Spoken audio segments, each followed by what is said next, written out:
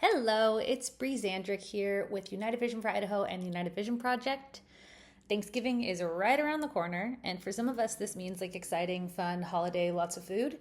And for other people, it means awkward family conversations and figuring out ways to avoid certain people at the dinner table.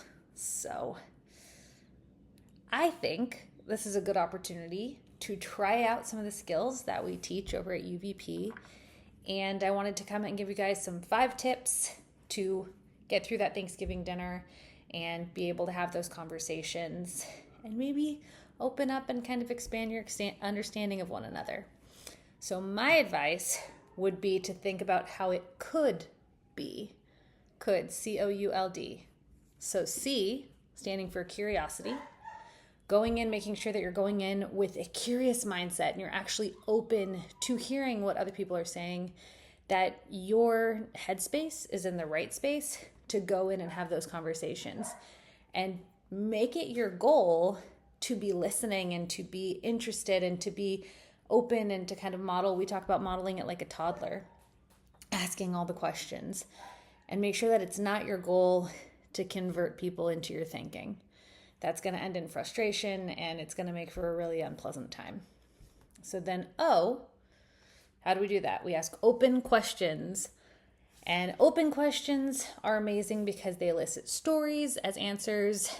They expand your way to understand someone. They typically start with who, what, where, or when. But there are other good ways to ask open questions as well. There are a lot of good resources on how to make sure that your questions aren't getting too closed or aren't asking for a yes or no, but just think about the response you want to get. I want to get a story. I don't have an answer I'm leading to. I'm genuinely asking those questions. So that's our O. Our U, understanding is not agreeing. So another good mindset thing to have, if you're going in with the goal of understanding someone, it doesn't mean you have to agree with them or that you have to get to a point of commonality. You're just trying to understand kind of why they're coming at a certain topic in a certain way, whether that's the information that they're getting, the things present kind of in their echo chamber, how that's different from your echo chamber, their background, their history, or maybe they have information that you've never heard about it. Maybe they know something about a topic that you didn't know, and it really does expand your thinking. Either way, understanding someone and understanding a topic is not agreeing with it. And it's okay to have a great, productive, amazing conversation and to end still at 2 completely different points and opinions. That's okay. That's still fantastic and it can still feel really good. So understanding, not agreeing. L, so C-O-U-L, lead the language. What do I mean by that? I mean, model the way you want to talk about things.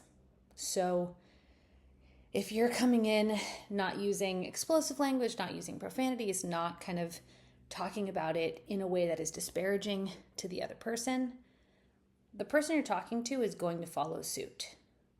If you do it long enough and you continue that conversational pattern, they will meet you on that level.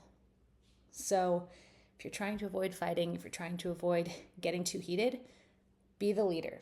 Be the leader of that language. Stay in control, stay calm, stay productive in your conversation, and the other person will typically respond really well. And lastly, D, so a disarming phrase. A disarming phrase is a great way to go into a conversation with someone who might disagree with you. So something I like to talk about when I talk with people who I know potentially don't have the same sources of information as me is to acknowledge that I am also a person who is in a given echo chamber of media. Like my algorithm is sourced in a certain way, and the information that I get might not include all the information that they get.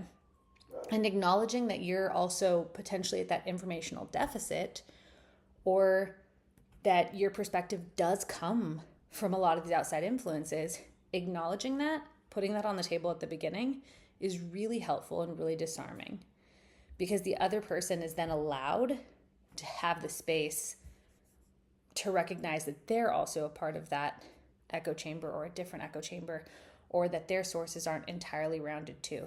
The more you acknowledge and the more you kind of put on the table from your perspective, the more the other person is kind of allowed to be a human and allowed to have those differences, those ebbs and flows, and allowed to, be wrong essentially, or at least be open to change or being open to hearing other opinions and perspectives. But that starts with you being open to hear that.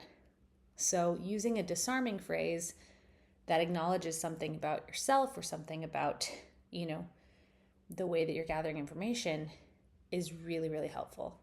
So remember, think about the way a conversation could be. Curiosity, open questions, understanding is not agreeing, lead the language, and disarming phrase.